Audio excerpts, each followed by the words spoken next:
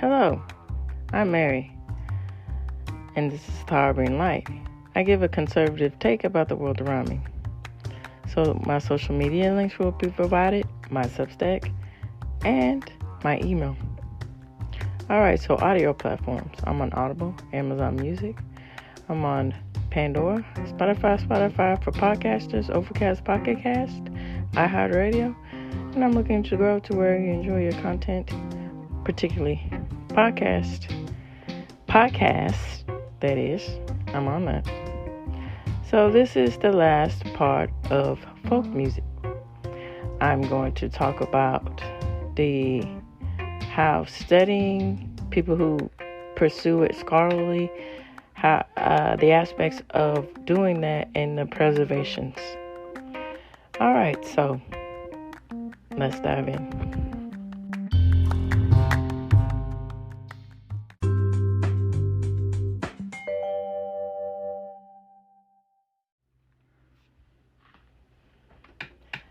So the search for origins and process of development that motivated much of the 19th and earlier 20th century, the intellectual activity, was reflected in folk music scholarship. Some scholars believe folk music to be a represent of the archaisms, a legacy from which the prehistory of music, language, literature, and other cultures' traits could be proceed from. Although later scholars concluded that some traits of folk music may be centuries old, they are less inclined to speculate on the age of all of the elements of folk music or to offer historical constructions other than tracing variants of individual songs or types of songs. Musical notations of folk songs and descriptions of folk music culture are occasionally encountered in historical records, but these don't show so much the historical of folk music as the history of ideas held by literate classes about folk music. National and social movements in the early 19th century simulated that the search for and collecting of folk songs perceived the various motivations illustrated by Thomas Percy, who focused on the great age of certain ballads. And a prominent Czech folk songs by Richard Burke, I believe the pronunciation. These songs were a part of an effort by the Habsburg monarchy to unify the empire through recognizing the folklore of national minorities. And onto German folk, Ludolf Persusis, I believe the pronunciation, collected German folk songs in order to preserve traditional village culture. Now, in the second half of the 19th century, scholarship was motivated by the desire to find materials that could be used by composers of art music and by the ambition of producing comprehensive collections of the songs of a nation. This interest has continued into the 20th century as attempts with the cumbersome entity of folk music repertoires and nations have been the intent of major projects, particularly in Eastern Europe. Since the last decade of the 19th century, folk music has been collected and preserved by mechanical recordings. The application of print and recording technology to folk music has prompted wide interest, making possible the revival of folk music, where traditional folklore and folklore of these songs are frequently part of the public school music curricula and groups that focus in one way or other on folk music, often in conjunction with folk dance, which arise from it. Festivals of folk music and dance are an annual event in many communities throughout the world.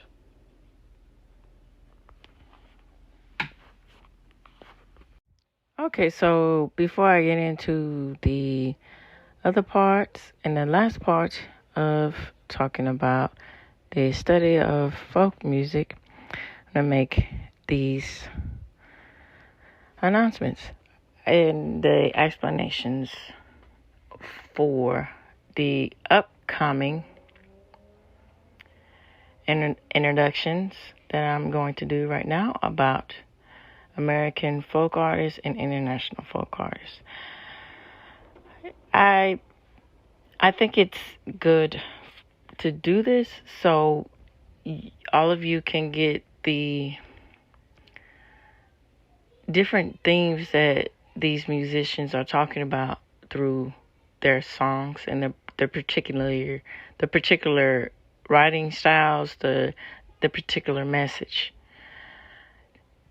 And also going to the international folk music and talking about the culture behind it, the messages behind it, and the reasons why folk music is prevalent from an international sense. And combining those two things together to give a different perspective about what folk music means and says in America, and then what that overall compass meaning and saying crossing over internationally. All right, so let's finish this out.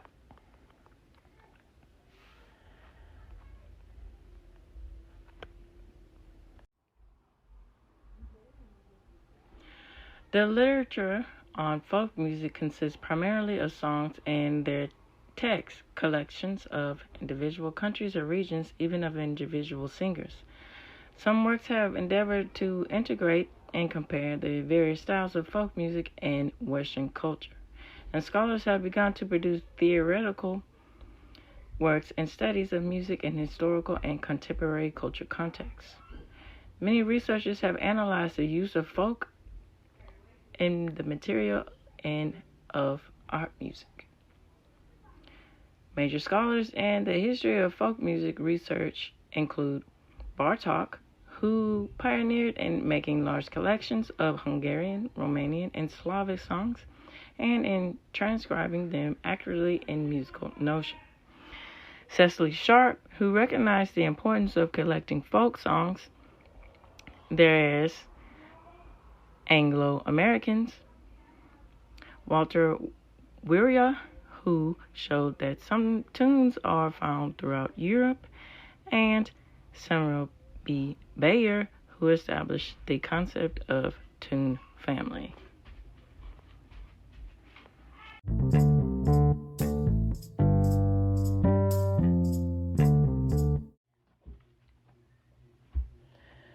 Scholars who specialize in folk music usually have training in ethnomusicology, a discipline concerned with including music in a cross-cultural perspective and analyzing the role of music in society and culture. Studies of the words of folk songs are provenance primarily of folklorists and students of language and literature. Musical studies concern folk genres and styles as well as individual folk songs, how they originated, and whether, how, and why they changed when diffused. Theories of folk music have been beclouded by the difficulties in recognizing, isolating, and defining a phenomenon as exclusive and complex as folk music. The forefront of folk music research in the 20th century entails the complication of in the 21st century, that is, of 20th century revivals of folk music, the application of concepts from postmodern cultural studies.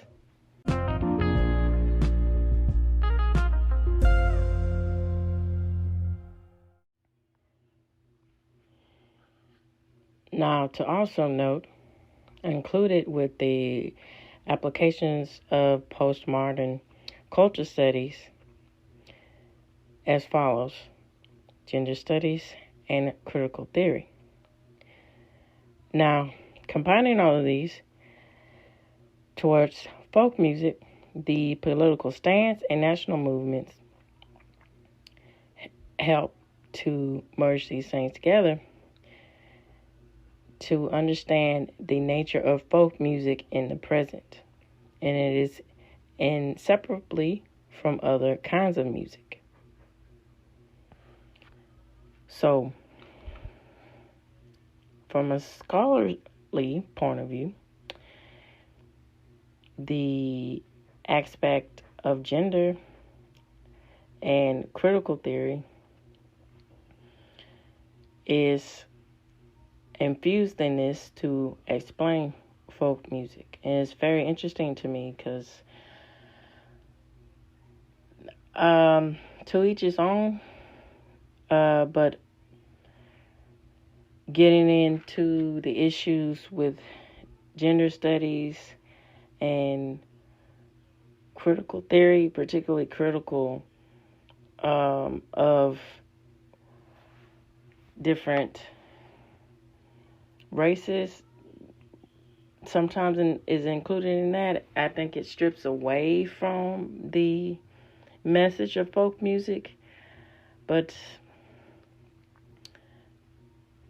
it again proves the point of how political agendas can influence it and shows its presence with music. And that's definitely something to think about. So, moving on. After World War II, the availability of commercial recordings enabled scholars to work with greater sophistication, and archives of field recordings were developed at many institutions throughout the world. In the United States, those of the Library of Congress and Indiana University are the most important. National archives exist in most European countries, the most extensive being in Hungary, Slovakia, Germany, and the Scandinavian countries, providing ample research material for an numerous diversity of projects.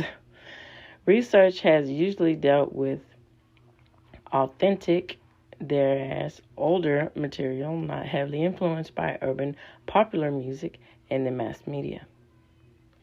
Several organizations for the study of folk music, exist in individual nations, international organizations, including the European Seminar in Ethnomusicology and the International Council for Traditional Music and the Society for Ethnomusicology. All right, this reaches the end of the Harvard Light. And of course, questions, comments, concerns, reach out to me. Social media links that I have provided, my email, and Substack. All right, so tune in, turn up, and definitely take care. Bye-bye now.